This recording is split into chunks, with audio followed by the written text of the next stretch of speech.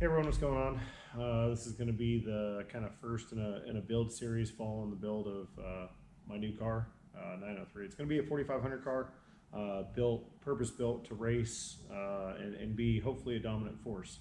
Starting from the ground up, I'm going to start with axles. Ruffstuff has partnered with me on this new car. I'm still buying parts through Ruffstuff. I just get a little bit better pricing on it just to be fully transparent. These are their fabricated axle housings. Big, thick, heavy wall, 3.5-inch tube.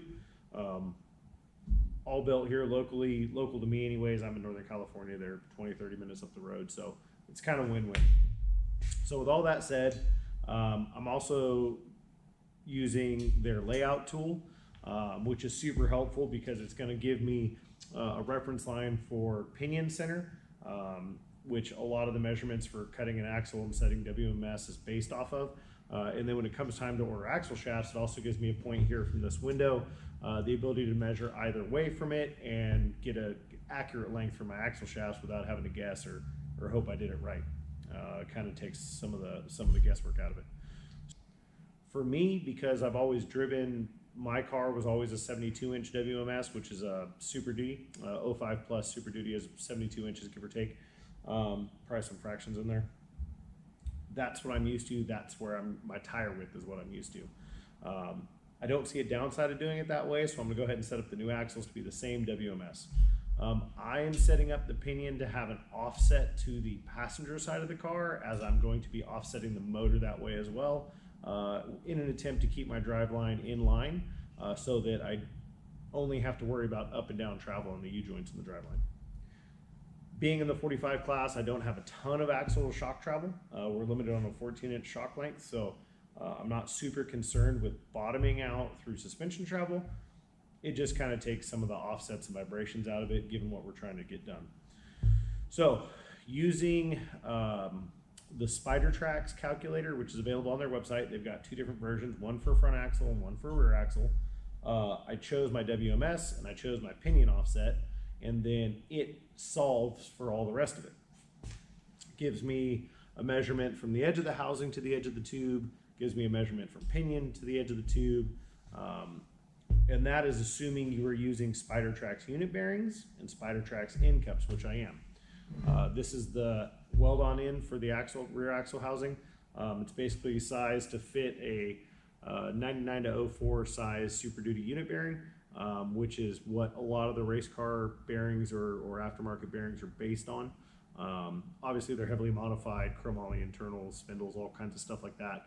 So this is from Spider Tracks, super appropriately priced for what they are. They're a great piece. I used them before, so I'm good using them again. I also am going to be using Spider Tracks Ultimate unit bearings on the outers, both front and rear. To save a little bit of money and not have to replace all my wheels and tires, I went ahead and was able to order them in an 8-on-170 bolt pattern for the unit bearing.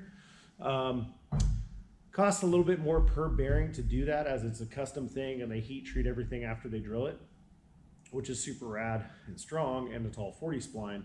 But for me, that savings of not having to buy 8 new wheels for the race car just kind of made sense. So I'm pigeonholed into using those, but I'm not worried about it because I already have wheels. So using the Spider Tracks calculator, I was able to determine pinion center to edge of tube for the passenger and the driver's side.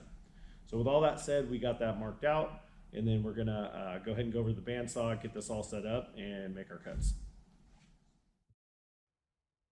So something I didn't explain really well when I was making the video is how I was able to pull my measurements with any sort of accuracy other than just the simple little notch in the shaft tool from Ruffstuff. So I put this photo in here so you can clearly see the way I chose to do it, simply using a square, a framing square, and lining it up with that notch, creating a center point or a pinion center that I was able to hook my tape on and measure each direction to. That's what I did.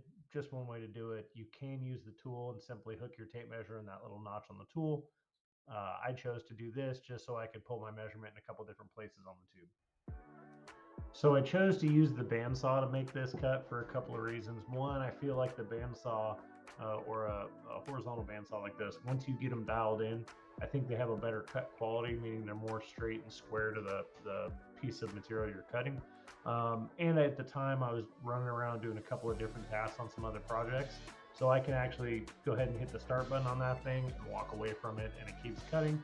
I mean, you can use a chop saw, you can use a cutoff wheel, you can use a sawzall if you wanted to, and just clean everything up when you're done. I'm fortunate enough to have a horizontal bandsaw, so that's what I use for this one.